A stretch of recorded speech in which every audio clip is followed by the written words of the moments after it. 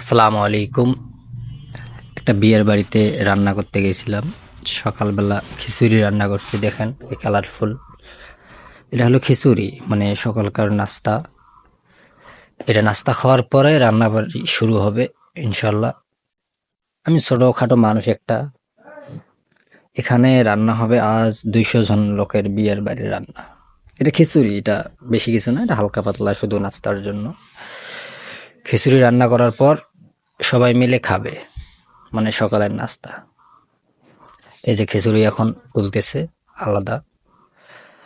খিচুড়ি তোলার পর যেটা হলো আমার সাথে, সেটা আসলে না হওয়ারই ছিল। ভিডিওটা কেটে দিয়েছি, ভিডিওটা সম্পূর্ণ দেওয়া মানে ঠিক হবে না, অতি লম্বা হয়ে যায় তো ভিডিওটা, তাই ভিডিওটা একটু কেটে দিয়েছি।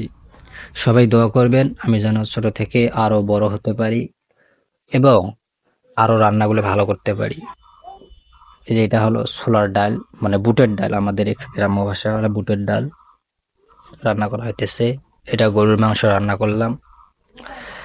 কেমন হয়েছে কালারটা সবাই বলবেন কিন্তু। মানে রান্না শিখছি হালকা পাতলা, আপনাদের দোয়ায়। আপনারা আরো দোয়া করবেন, আমি আরো শিখবো।